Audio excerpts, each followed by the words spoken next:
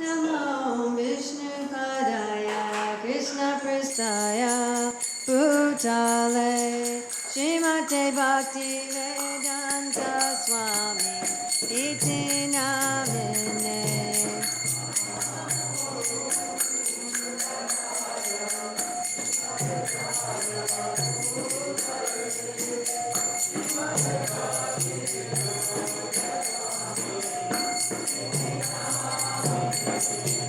Namaste Saraswati Devi Gauravani Pracharine Nirvisesha Sunyavadi Paskachade Shatarine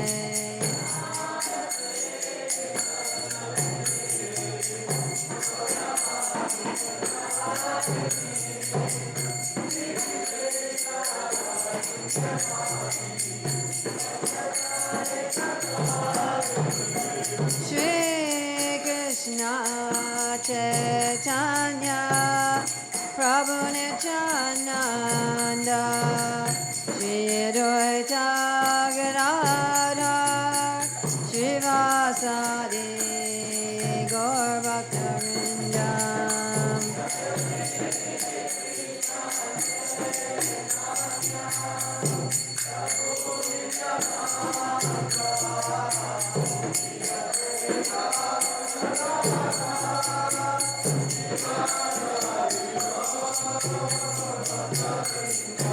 Hare Krishna,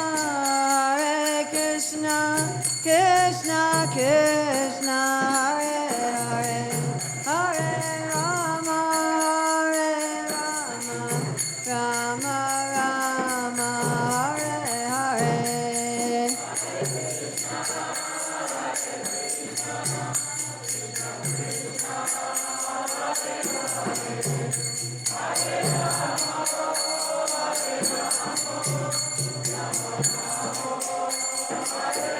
Hare Krishna, Krishna Krishna, Hare Hare, Hare Rama, Rama Rama, Hare Hare.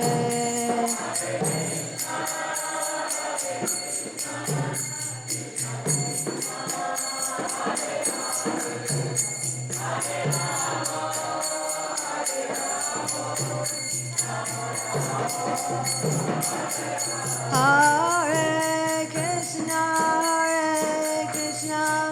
Krishna Krishna, Hare Hare, Hare Rama, Rama Rama, Hare Hare.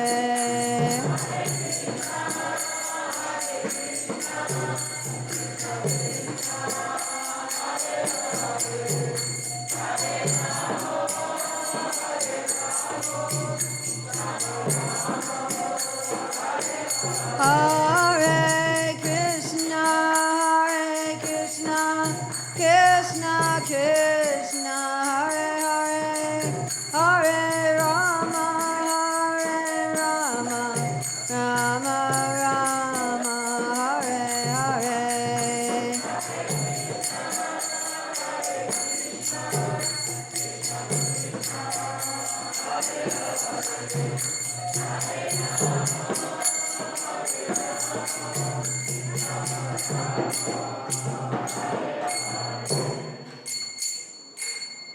Srila Prabhupada Ki Jai. So it's February 15th, 2015 in Melbourne.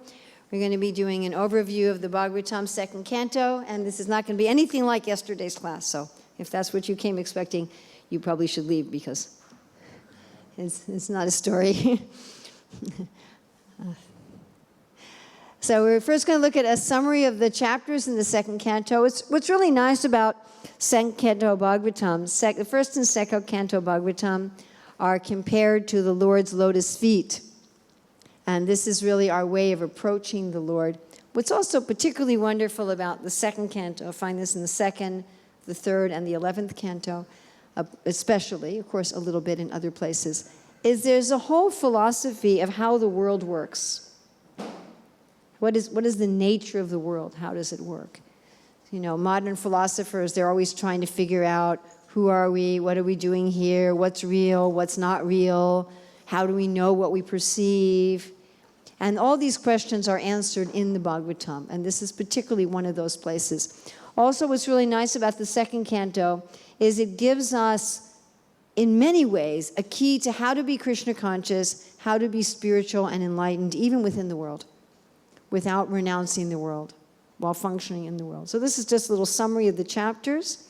So the first chapter talks about detachment and the universal form. The second chapter about, again, detachment, living simply, and description of the Lord in the heart. Then the third, worship of the demigods for material purposes, the uselessness of a life without love of God. Then Parikshit asking questions, and Sukadeva glorifying the Lord and referring to Narada and Brahma. This is a recurrent theme or method in the Bhagavatam, that there's a story within a story within a story within a story within a story. Someone's asking questions, like even in yesterday's class, right? It's Uttara asking Parikshit, and Parikshit tells her the story of the Mathura Brahmana, who then hears the story of Gopakumar. So it's Gopakumar talking to the Brahmana, and Parikshit talking to Uttara, and then even with Gopakumar, there's Narada talking to Gopakumar, and the scriptures talking to each other, and all these dialogues and stories within each other. Right, then we go to Narada's questions and Brahma's description of the first creation, then the secondary creation, the senses of the universal form, sacrifices, pastime incarnations is a really sweet chapter. Chapter 7, all the incarnations of the Lord.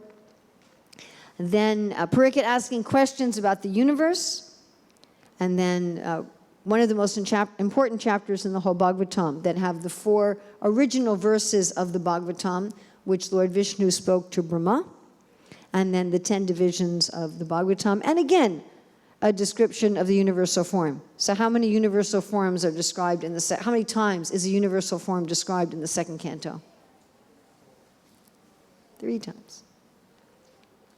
Okay, let's look at chapter 1. These are some key or important verses from chapter 1 that you have probably heard. If you regularly listen to Srila Prabhupada's lectures, if you regularly read in Srila Prabhupada's books, these are verses that you will encounter over and over again. And these are some of the verses in the first chapter. Persons devoid of Atma Tattva do not inquire into the problems of life, being too attached to the fallible soldiers. They do not see their inevitable destruction. So this is one of the main points that Srila Prabhupada makes. Our shelters in this world are fallible. They're like plastic soldiers. They may look a little bit like soldiers, but they can't protect you. So what are our fallible soldiers? Our body? Our body is our shelter. Is our body reliable? Can you rely on your body? No. What about the mind, right? Can you rely on your mind? No. Another one is our family and friends, other people. What do you say? Can you rely on them? Sometimes, a little bit.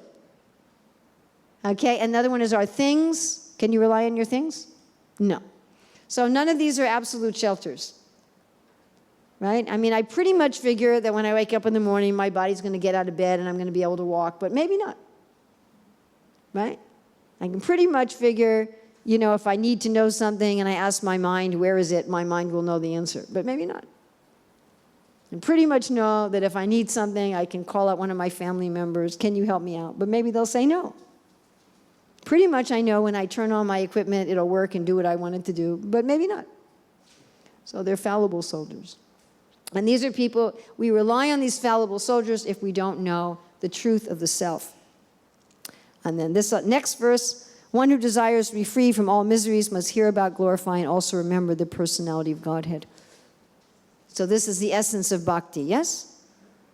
Hear about, glorify, and remember. Shravanam, Kirtanam, Vishnu, Smaranam. And then the very next verse, the perfection of everything that we do. What's the perfection of everything we do? Is to remember the personality of Godhead at the time of death. Why at the time of death? Because at the time of death, we grab that which is most important to us. And one time, I had my students on a field trip, and on our way back to the school, we saw these huge billows of smoke in the sky, and the kids said, I want to go see what that is. And it was an apartment complex on fire. Took a half an hour before we could go close enough to the building till the firemen had put down the flames. And then we saw a young woman standing on the sidewalk barefoot with her 3 little children. So, your house is burning down, you grab your kids. You don't grab your wallet, you don't grab your family photos, you grab your kids. So at the time of death, we try to grab on to what's most important to us. We can say spiritual life is most important.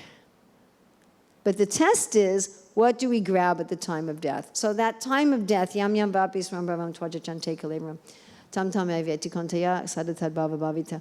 That really indicates what are our desires, because Krishna, eko nityanityam chaitanis chaitanam, eko bahunam yo vidadati kaman. And as it said in the Ishopanishad, he's a self-sufficient philosopher who's been fulfilling everyone's desires since time immemorial. So how do we know what our real desires are? Is what we grab on at the time of death. So the perfection is if what we grab at the time of death is the Lord. Because then we just get the Lord and we don't get anything else. Okay, then there's a meditation on the super soul as realized through the Ashtanga Yoga practices. And this is described in chapter 1, 6, and 10. 3 times in the 2nd canto is described how the yogi, by meditating on the different chakras of the body and the airs within the body, can realize a connection to the super soul, can realize a connection to the universal form. How the material world is the body of the Lord. Well, that's very useful, right? If you say, how can I see God? But I can see God as the universe. Like we see God as the deity, we see God in the paintings. We can also see God as the universe, with the universal body described as the different planetary systems are resting on different parts of that universal body. And the same with the different sense organs, that each of our sense organs, this is, any of you who study philosophy on an academic level, or maybe by the time, if you can remember this by the time you go to college or later on, if you take a class in philosophy, one of my grandsons is taking a class in philosophy of art. So at the undergraduate level, I took a graduate course in philosophy of science. And this is one of the main things that they look at. How do we perceive anything? Who's perceiving? What's perceiving? What's the process of perceiving? Right? Because the light enters your eyes, and you all know the image gets flipped. Do you remember that from school? That the image is upside down on your retina? And then it goes to the optic nerve, and it goes to the brain. But who's really perceiving? Who's perceiving that, there's someone sitting over there with a hat sideways? And there's an exit sign with some green man running out of a green door. And there's a clock there and a fan there. What's this process by which we're perceiving? And the bigger question is, of course, how do we know that what we're perceiving is actually what is? By the way, can we know that for sure? That what I'm perceiving is what is? Do I know for sure there's really a gentleman over there wearing a hat to the side? I do not know that. Now, he could tell me I'm sitting over here and my hat's off to the side, but he could be just as illusioned as I am. Isn't that correct? Yes? We talked about this a little bit the other day. That the way we understand reality, that something's real, is that everybody agrees to it. Yeah? Everybody will agree that there's 3 fans in this room and they're all moving. And they're all moving in a counterclockwise direction. So we would all agree to that, but that doesn't mean that it's true. And the biggest example in modern society is the computer game, where we could all be playing a computer game and we would all have the same experience, but none of it would be real. We could all create a virtual character that was in a virtual room where there were fans rotating, and we would all agree, yes, there are fans rotating, but there wouldn't have been. There would have been just ones and zeros. So the fact that we're all having the same experience, or a very similar experience, doesn't mean, by the way, your hat was fine, doesn't mean that it's actually what's happening in reality. And this is the biggest question for philosophers. Is there an objective reality? independent of our mind and our sense perception? And if there is, how do we find it out? Because all we have is our mind and our sense perception. How do we access that? This is the big question for philosophy. And these are the kind of questions that are dealt with here. What are the senses? What is sense perception? How does sense perception happen? What is the interface? Our scientists would talk about this a lot, that if we're not the body, how are we perceiving what's in the body? How does that happen? So this is described here, that there is a link between a demigod and the sense perception and the sense object. And then the soul is able to pick up on the subtle body and get that perception. Okay, moving on to chapter 2. Here we have a wonderful description, again, of the universal form. And I talk a lot in my classes about how we can meditate on Krishna from the Bhagavad Gita. And usually I use the Bhagavad Gita because I'm assuming that most people are more familiar with the Bhagavad Gita. But there are also these wonderful descriptions in the Bhagavatam. Like varieties of birds are indications of his masterful artistic sense. Think of how incredibly beautiful are the different varieties of birds. Celestial species all represent his musical rhythm. Even the demoniac soldiers represent his prowess. So how the different creatures and entities in the universe are all in this universal body of the Lord, indicative of one of his potencies. That everything we're experiencing, everything we're seeing, hearing, tasting, touching, is all indicative of some sort of prowess or Shakti of the Lord. Then we have this detachment. Of course, this is spoken by Sukadeva Goswami, who was living even without clothes. So he really traveled light, huh?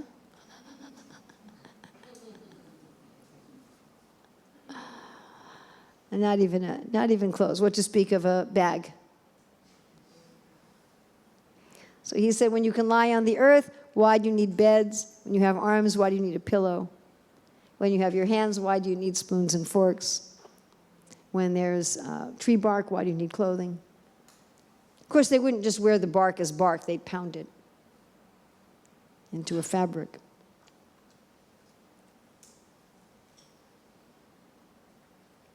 Non-permanent names only. We talk about how the world is just the world of names. We call this a table, but it wasn't a table a little while ago. It was a tree.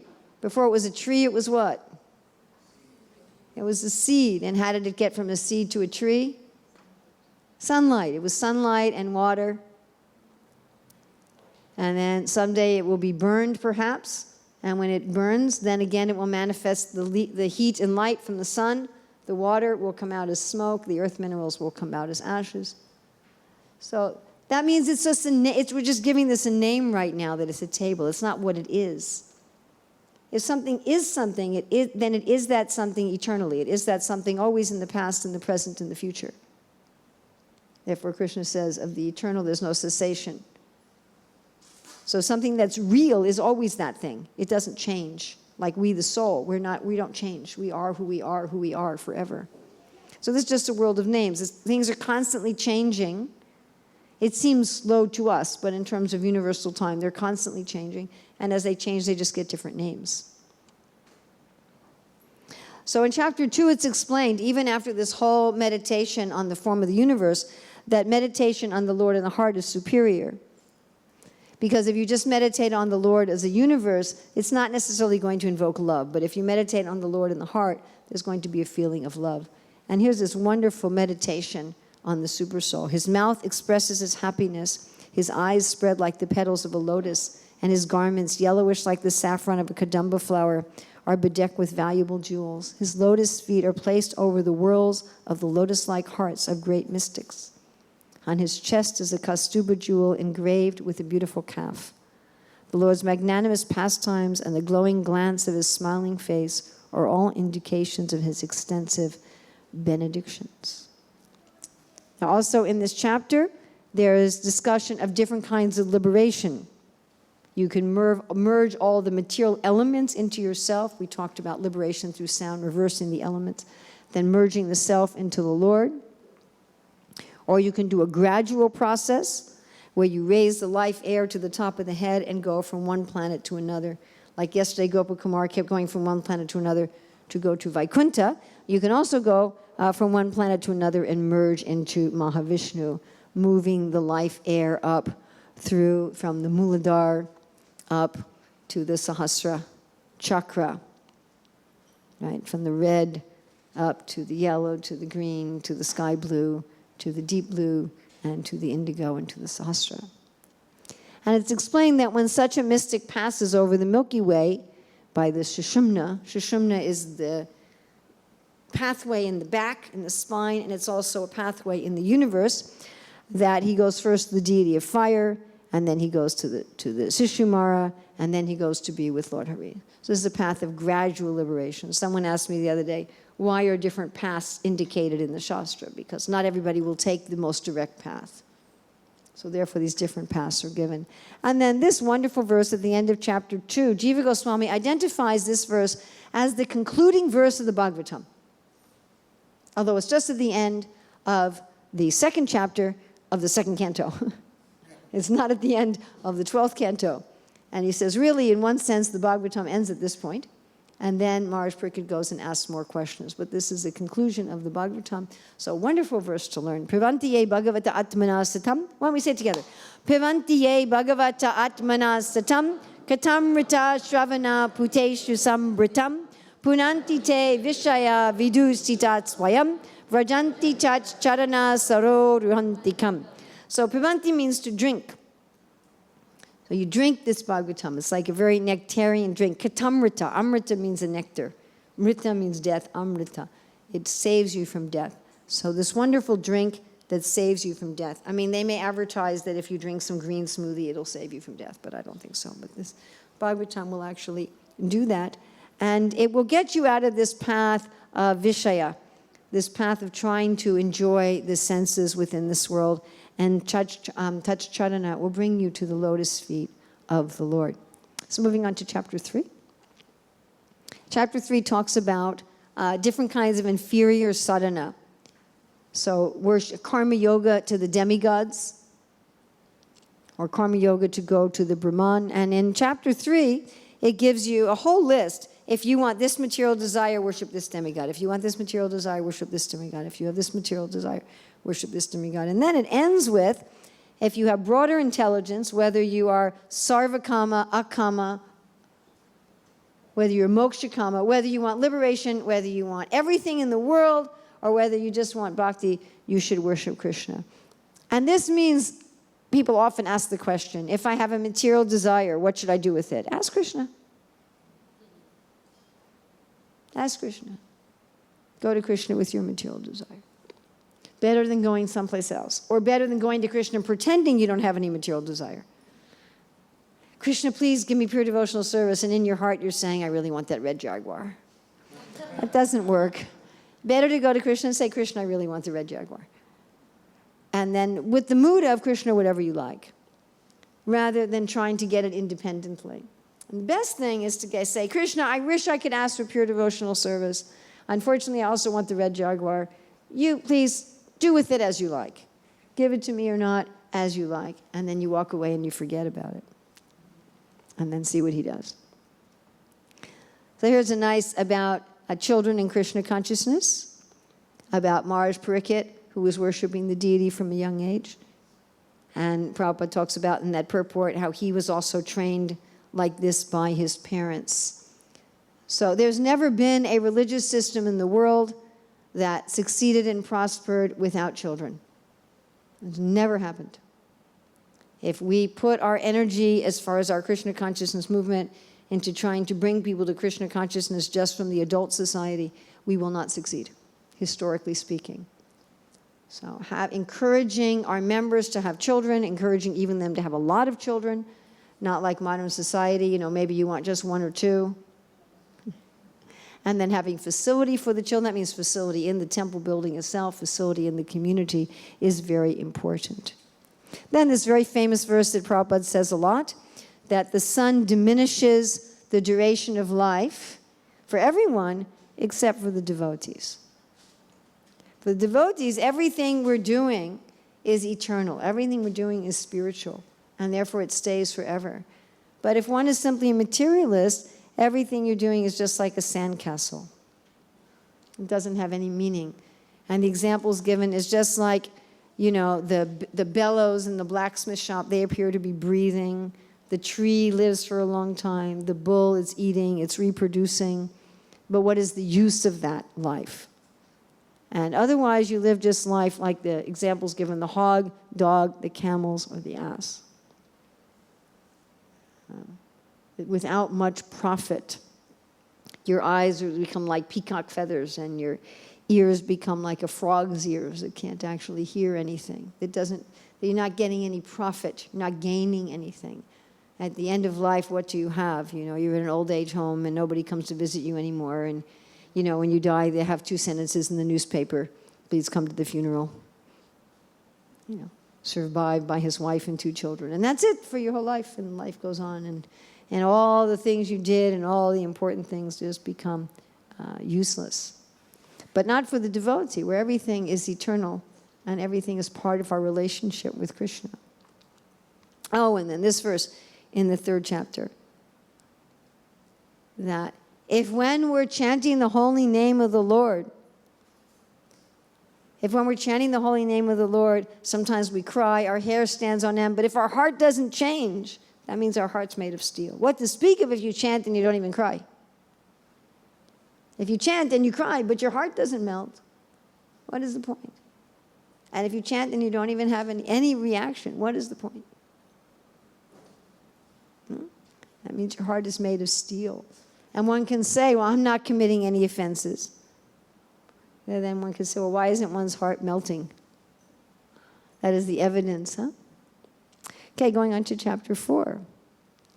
So Maharaj Parikshit is very detached. He's not eating, he's not drinking, he's not sleeping. He's just fully absorbed in hearing the Bhagavatam. And he says, I want to know more about the Lord.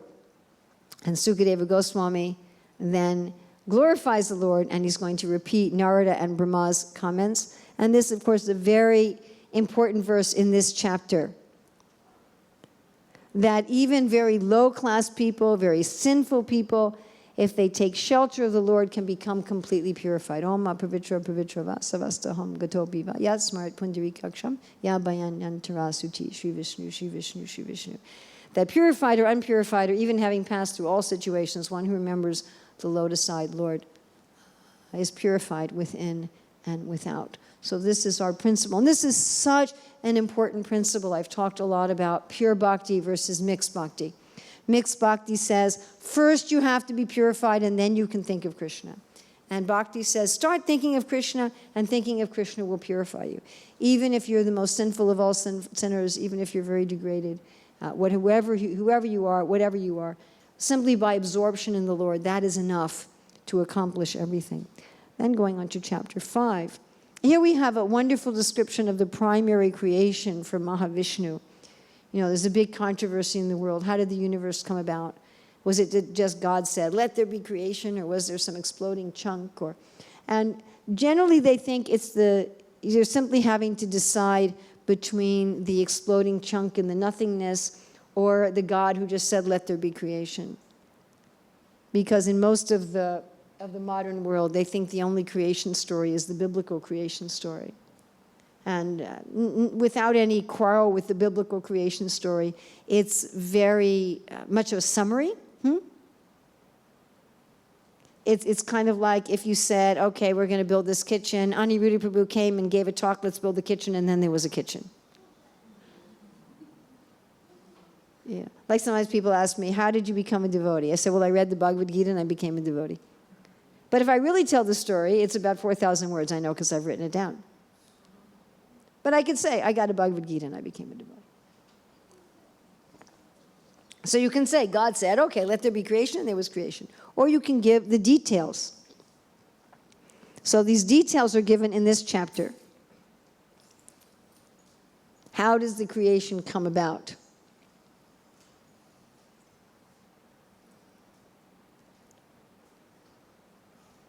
all of the different aspects of creation. What creates what? How is it created?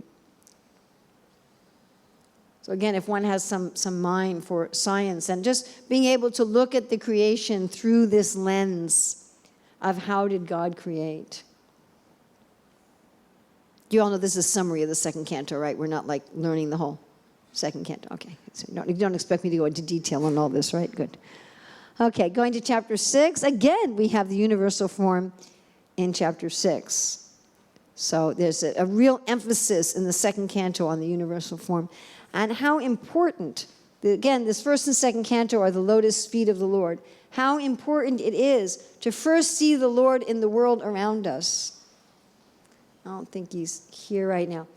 But somebody made the comment in class the other day. He said, if my wife is suffering, I can't just go up to her and say, all your suffering is an illusion. You're not really suffering. She'll get angry. First I have to be empathetic. So it's very much like that. Before you can say to people, all right, let's go see God in the spiritual world, you have to say, let's first see God where you are. You're seeing material things, you're interacting with this world. How do you see God in the world? And once you start seeing God in the world, which he is in the world, then you can start also seeing God beyond the world. Chapter 7 then goes to the personal incarnations of Krishna, beyond just how Krishna is manifested in the world. All the pastime avatars, even Hayagriva and Hamsa. And this is a wonderful chapter to read. And if you want a whole overview of Krishna's pastimes incarnations, you read this chapter in the Bhagavatam, the 7th chapter in the 2nd canto. Really, really nice. Or if it's the appearance day of a particular incarnation and you want a little summary, you get a verse in that chapter that's a summary of the whole incarnation. And then there's some more detailed descriptions, especially of Krishna's pastimes in Vrindavan. So if you say, well, I don't have time to read the whole Bhagavatam, but I'd really like to find some place to meditate on Krishna, this particular chapter is a great place.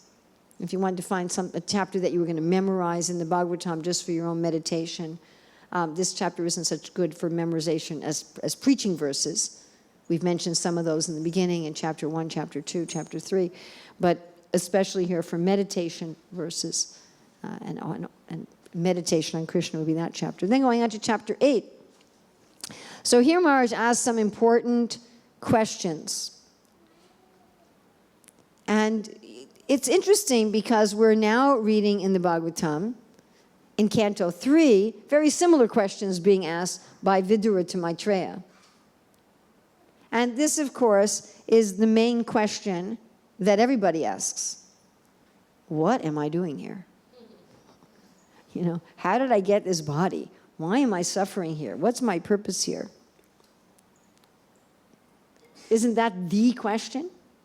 Yes? All other questions are secondary. What should I eat for lunch? And what should I have as my career? And should I marry this girl or that girl? All of those are secondary to this one. What am I doing here? All of a sudden, here I was in this body, in this family, and why do I have this body? Why am I in this world? Is it an accident or is there some cause? So he has quite a lot of questions. And then he also says, anything I didn't ask, but that would be important, you please tell me. And then the rest of the Bhagavatam is going to be an answer to all of these questions. So Sukadeva Goswami is going to be going, and there's my godbrother Suhotra Maharaj has analyzed for each question which verse answers it. There's this question in this verse, and this answer in this verse that goes together, and this question in this verse, and this answer in this verse that goes together. You can see exactly which verse is answering what question. And in chapter 9, we get to the 4 nutshell verses of the Bhagavatam. So if you only know one thing in the Bhagavatam, you should know these verses. Not necessarily you have to know the Sanskrit, but at least you should know the English, and at least know the meaning and the philosophy of these verses. Just like in the Bhagavad Gita, we also have 4 nutshell verses in the 10th chapter, yes? 8, 9, 10, and 11. So this is about how Brahma was enlivened from within the heart by Lord Vishnu. It's just such a wonderful, wonderful chapter. How he was told to do tapasya, how he did austerity, how after his austerity he went to visit Vaikuntha. And when he went to visit Vaikuntha, the Lord spoke to him such an amazing verse. He says, Tapo me hridayan sakshat atmaham tapaso naga. Naga is referring to Brahma. Tapo me hridayam sakshat. What does hridaya mean? Heart. Sakshat, directly. So tapasya is directly my heart, the Lord says. And then he says, Atmaham tapaso. Atma means self, and aham, I. I myself am directly tapasya. Tapasya is my heart, and I am directly tapasya. So this is very much like the verse in the 3rd chapter of Bhagavad Gita. Sarvagatam Brahma Nitya Yagya Prachistitam. God, who is everywhere, can be found in sacrifice.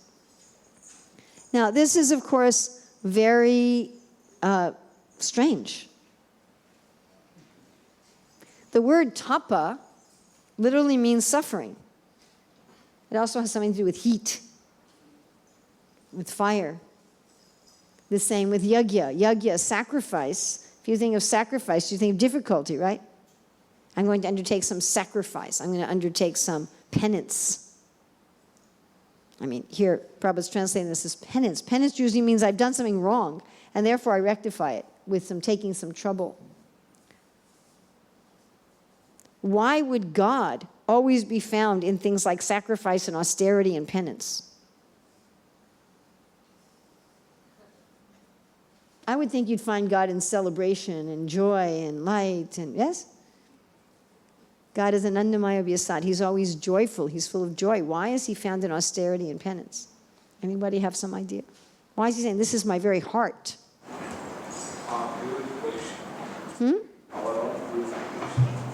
That's for our purification. Why is it equal to God? Yeah.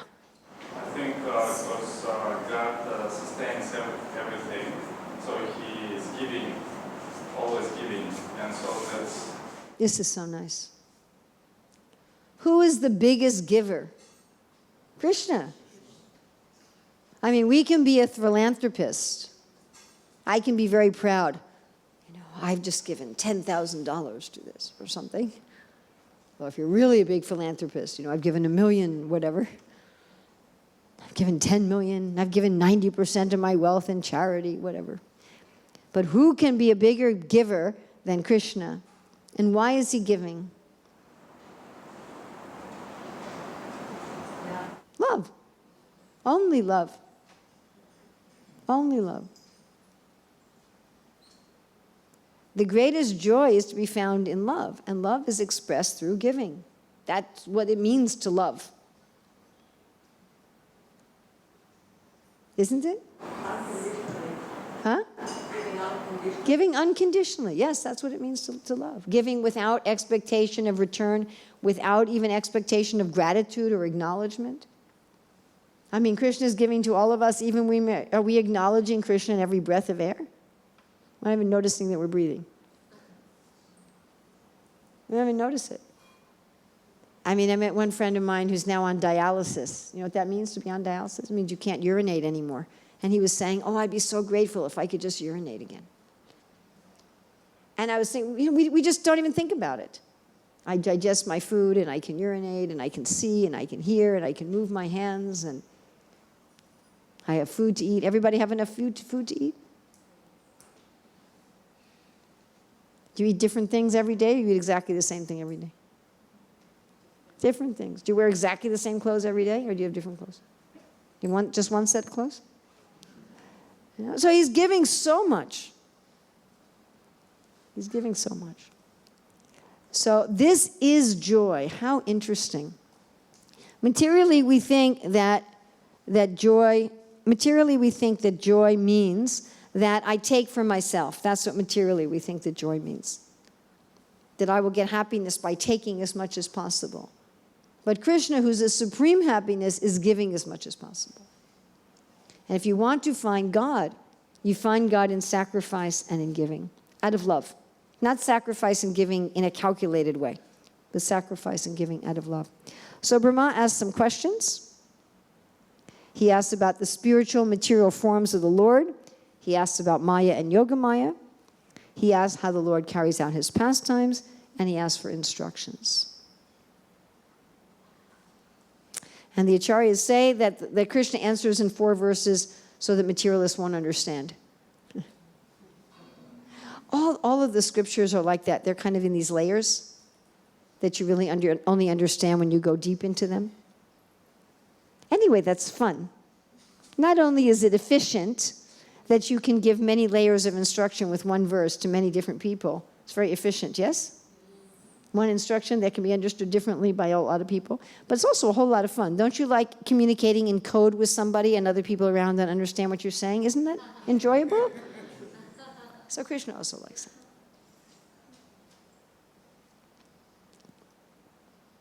Okay, this is Krishna's introduction to the Chatur Sloka. He said, now I'm going to tell you these secrets, rahasyam. Krishna uses this word also in Bhagavad Gita, chapter 4, text 3, rahasyam. Arjuna, I'm going to give you this rahasyam, the secret, because you are my devotee, bhaktosi me sakha cheti. And also understand about prema and sadhana bhakti. And then Krishna is saying, by my mercy, you will attain all this realization. This is true even for material things. You cannot attain understanding of even material things without the grace of God giving realization. Okay, his first question. I want to understand your spiritual and material forms even though you have no material forms. Remember we talked about the universal form. That's a material form. Okay, so this is the first answer. Aham eva sameva agre, nanyad yat sadasak param, pasjad aham yat yetach chayo, vavyeshyata so sme aham. It is I who existed before the creation when there was nothing but myself, nor was ever the material nature the cause of this creation. That which you see now is also I, the personality of Godhead. After annihilation, what remains will also be I, the personality of Godhead. So that's it. Before creation, here's another translation. This is by Bhanu Swami. So this is it. Before the creation, there's only Krishna. During the creation, there's only Krishna. After the creation, there's only Krishna. There's nothing but Krishna. Now, of course, we don't generally emphasize this in our Hare Krishna movement because Srila Prabhupada came, Nirvisesa Sunyavadi, to destroy impersonalism and voidism. So mostly we emphasize the difference, not the oneness. But we do not believe in absolute difference. We believe in Achinta Bheda Bheda Tattva, which is simultaneous oneness and difference. This is about the oneness. So here Krishna is saying, I am the universe. I am the universe, because God and his energy are the same. God and his energy are the same. So during the creation, there's only Krishna. There's nothing else. At the same time, the Lord exists before the creation and after the creation in a spiritual form.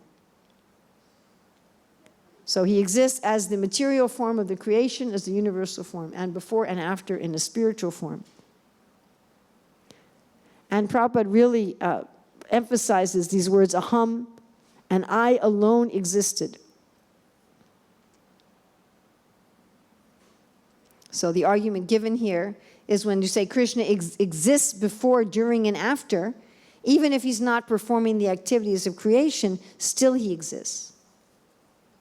And he has the forms in the spiritual world by his spiritual potency, and in the material world by his material potency. Then Srila Prabhupada gives all sorts of evidences in his purport that this statement of the Bhagavatam is factual. He's quoting other shastras.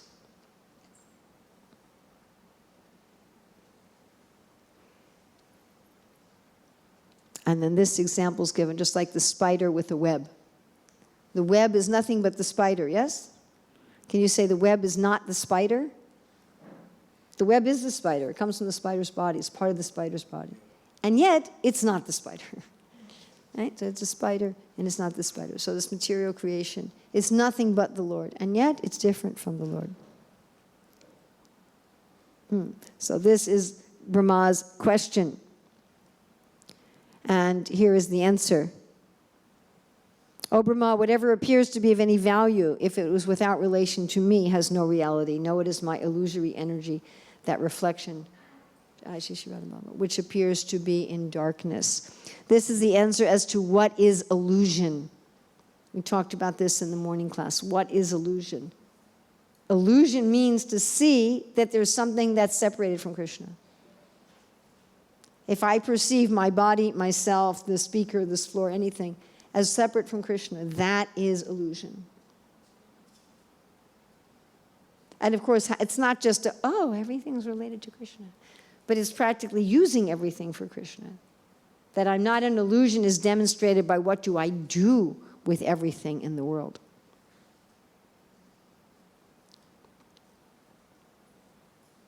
So here's Bhanu Swami's translation. By whose power real objects are perceived through knowledge and false objects are perceived through ignorance, just as light reveals objects and darkness hides them.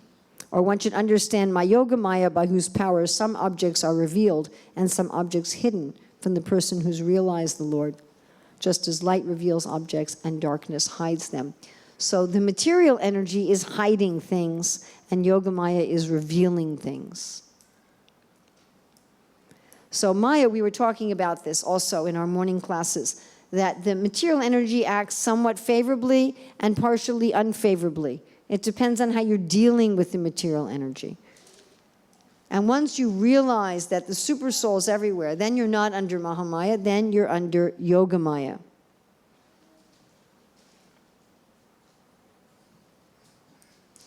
And here's the example. Again, there's a spider in the web, and there's a snake in its skin. The snake's skin then becomes as if it wasn't living, but it came from something that's living. So although the material world comes from Krishna, at the same time, it's not identified with his spiritual form. Although both are coming from the Supreme Lord. The material Maya acts like this discarded snake skin. Maybe I should have like a real picture of a snake here. I don't know. So Mahamaya helps and hinders. Helps with knowledge and hinders with ignorance. Now what's interesting is that ignorance doesn't destroy anything real, it just covers them. The fact that everything is Krishna and Krishna is everywhere, that's not destroyed by illusion. We just can't see it. We just can't perceive it anymore. We're just simply prevented from perceiving it. And this is a lot of what we've been talking about in Bhagavatam class the last few days. That in ignorance you think, I'm the body and I'm suffering. Which is not true. The truth is I'm not this body and I don't suffer. That's the truth. But avidya covers us, so we think, I'm this body and I am suffering. So if you have knowledge, and as explained in this part of the Bhagavatam, whether it's jnana, sankhya, yoga, tapasya, if it's mixed with a little bhakti, you realize the self, you become liberated, and by the mercy of the Lord, you will attain the Paramatma. So again, the same translation. Just as light reveals objects and darkness hides them. So it's like you're in a room, and if there's darkness, you can't see something. But it's still there in the room. It's not that it's not there. You just can't see it because of the darkness. Now, of course, there's also Yoga Maya. Yoga Maya also covers some aspects of Krishna. Just like in Yoga Maya, you may think Krishna's my child, and I have to feed him or he's going to die. But the purpose is an exchange of love. Whereas when Mahamaya covers Krishna, there's no spiritual purpose. The purpose is so you can pretend to enjoy separately from Krishna. And here, of course, is this example of Mother Yasoda. That Mother Yasoda sees the whole material universe is within Krishna's mouth, but she doesn't lose her feeling of love for Krishna. She just still thinks, oh, my son is so wonderful. Right? So this is an action of Yoga Maya. She revealed the material universes. She also revealed the spiritual universes. And Yoga Maya perceived it and then didn't perceive it. Mother sort of perceived it and then didn't perceive it under the realm of Yogamaya, but it was all to increase love. This is a universal form.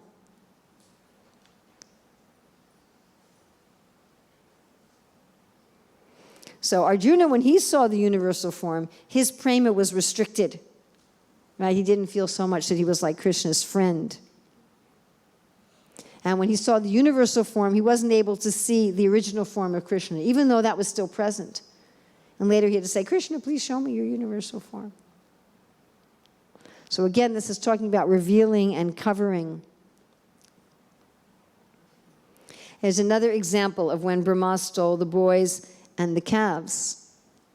So this was the action of Yogamaya in order to reveal to Lord Brahma that he wasn't the controller. So Yogamaya made the real ones invisible and showed boys and calves that were Krishna to Lord Brahma, revealing and not revealing. And Brahma was like, I can't handle this display of Yogamaya. Okay, then next question of Lord Brahma. Please give me the intelligence to understand your material and spiritual pastimes. And Krishna's answer, know that the universal elements enter into the cosmos at the same time do not enter. Also, I myself exist within everything, and at the same time, I am outside of everything. So this is the answer to the philosophical questions of what we call immanence and transcendence. So in Western knowledge, they talk about immanence. Immanence is God is everywhere. He's entered into everything. Everything is God. Transcendence is God has nothing to do with this world. He's just separate up in the clouds. And both of these philosophies are faulty. If God's just everywhere and everything, how do I have a relationship with him? It's okay, everything's spiritual, but how is it a personal relationship? And if he's just separate, you know, the world is over here and it's evil, and God is over there and he's good. Well, how do I connect anything with God? Then the world's just sort of this place of evil until I die and get to go be with God. But here we see he's both. Because he's separate, I can have a relationship with him and take the things of the world and offer them to him. And because he's everywhere in the world, the things in the world have value when used in his service. If he wasn't also everywhere, how could I offer him the things of the world? They would have nothing to do with him.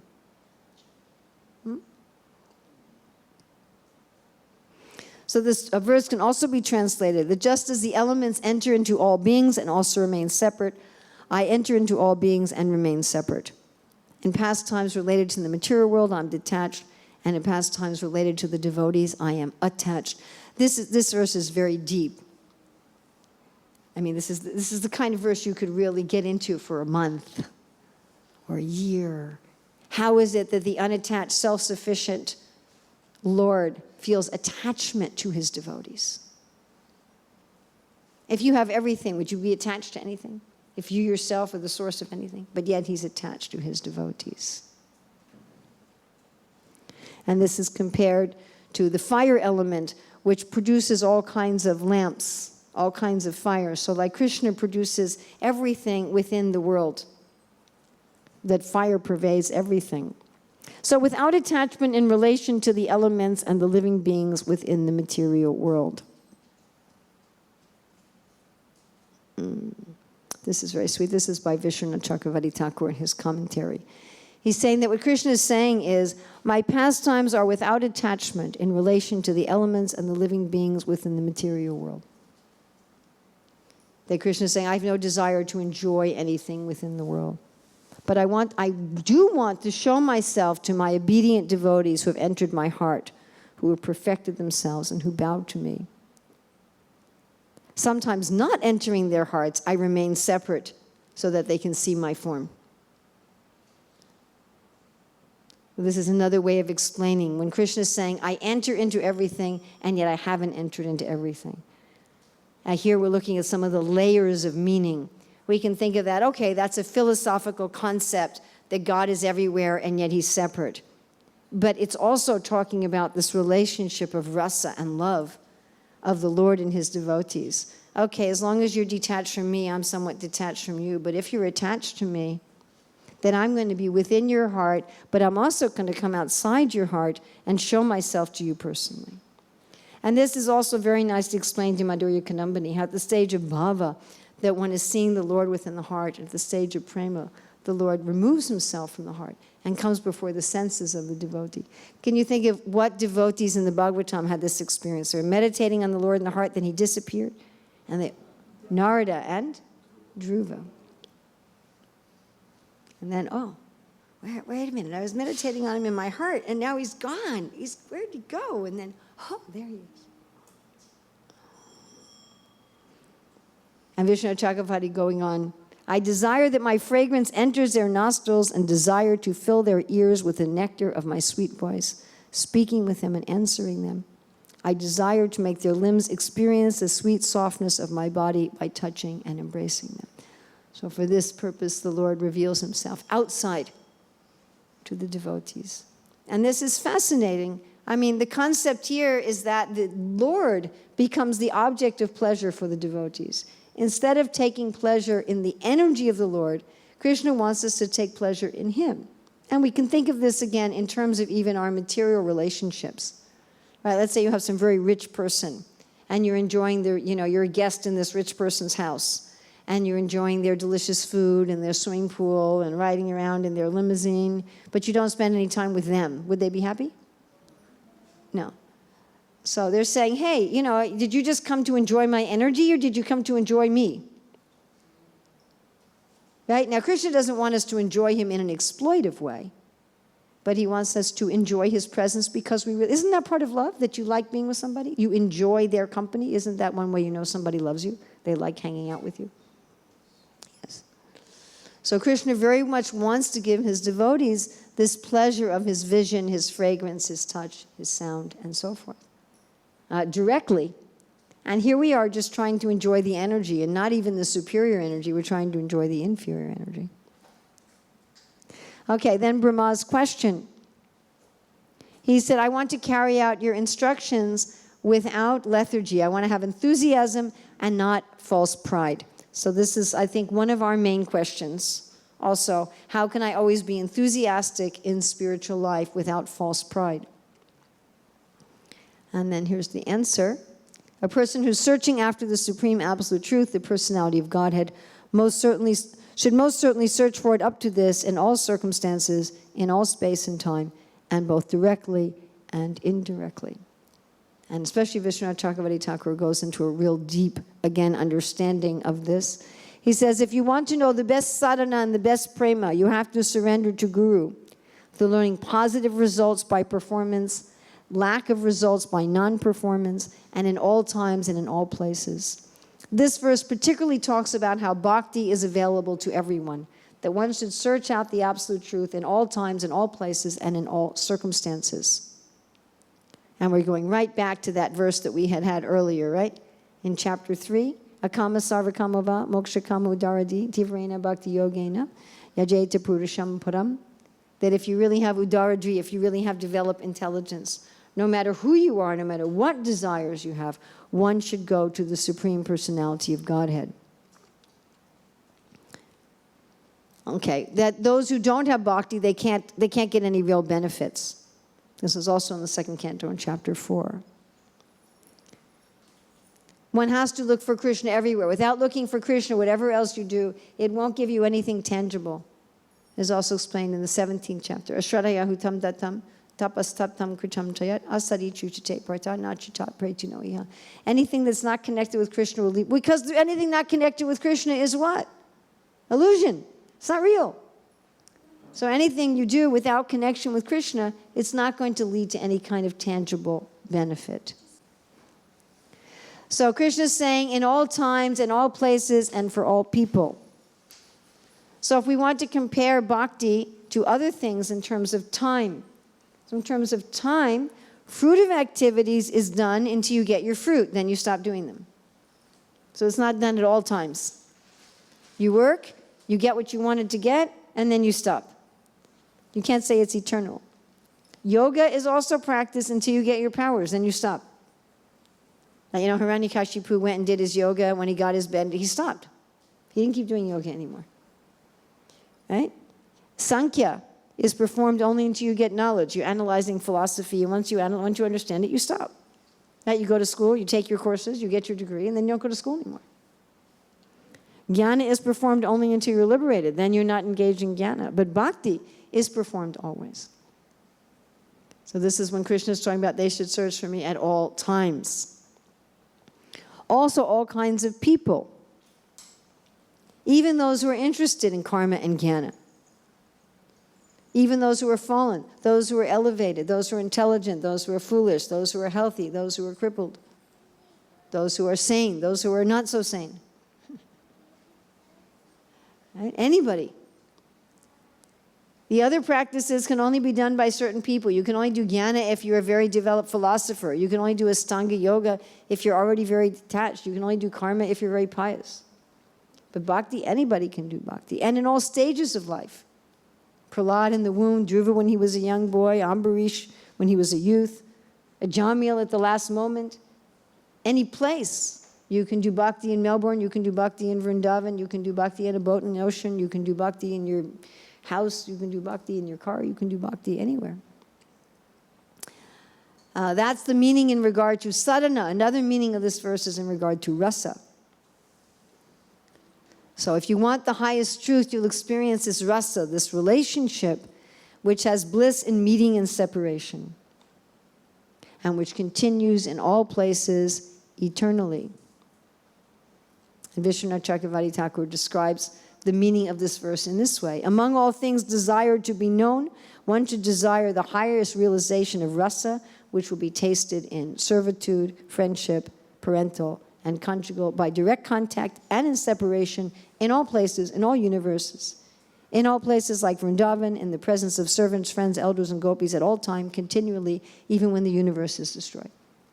So here we're looking at the layers of meaning in this verse, right? One layer of meaning is you should always try to achieve God no matter who you are and where you are. Another meaning is in regard to sadhana. Sadhana bhakti can be done anywhere, anytime, by any person at any stage of life.